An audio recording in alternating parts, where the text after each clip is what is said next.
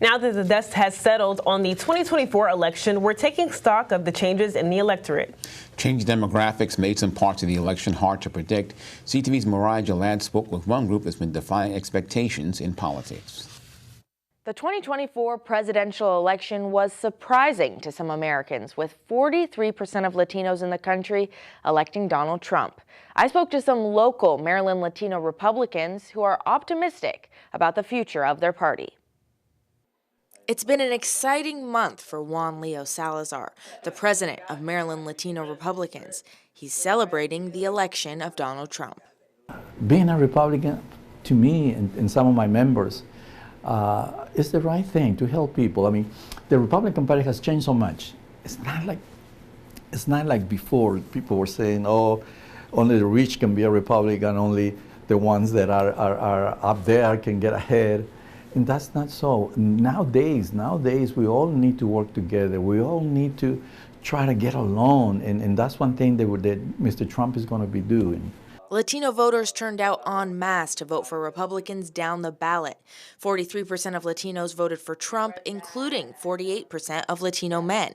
These numbers were shocking to some, especially in light of the threats Trump has made of mass deportations for undocumented immigrants. Salazar says that's not a concern. Mr. Biden opened the borders. Anybody can come in, and that's what the issues are. I know that Mr. Trump is going to go after the criminals. And the ones that didn't show up for court, the ones that are committing crimes. What Mr. Trump is doing, and he's going to do it the right way, let's get the ones that are going to be doing bad things for the country.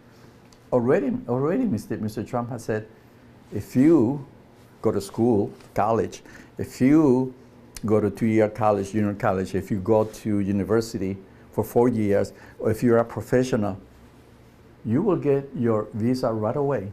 You show me that diploma, and you will get your visa.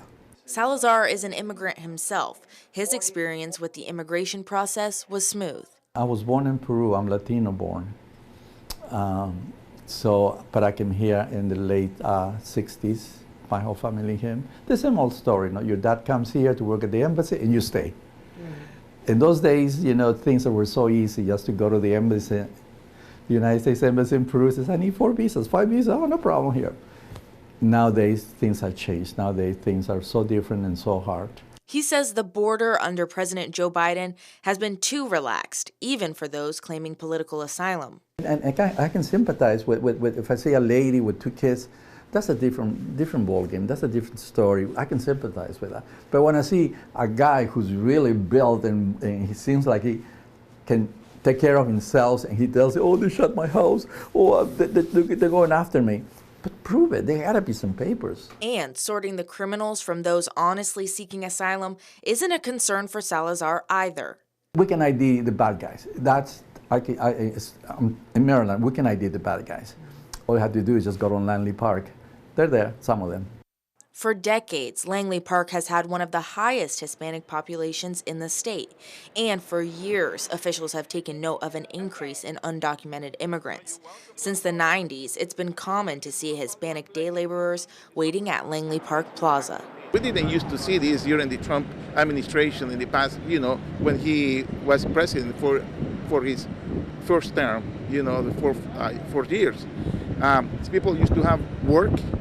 Even though in this time, this kind of weather, they were working, and now during the Biden-Harris administration, look at the devastation, the economy, how they are struggling to make their living. Alfonso Talavera works for the state GOP, doing Hispanic and Latino outreach. He says the community's main motivation for voting for Trump is a struggling economy. If the investor trusts the economy and they feel confident, they do investments. And when they do the investment, they create jobs. The Hispanic Latino community, as you see workers right here, they're construction workers. They go and do also, by the construction, they do obviously landscaping, they do other kind of stuff, remodelation and stuff like that. See, that's where they work. Also, we have other sectors of the economy, like this business right here. They've been affected by the economy as well. See, this is the Hispanic Latino heart, in Hyattsville, in Prince George's County, when they have their business. And they've been affected by this economy as well. Salazar is confident that his organization will be able to reach Trump and advocate for the issues he once solved. Trump is a businessman. Of course, he probably will not meet with us, but people from his administration will. And we tell him, this is what we want, this is our letter. We vote 46%, 45%.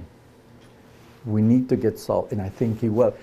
Mariah Jalad, CTV News. Thank you, Mariah.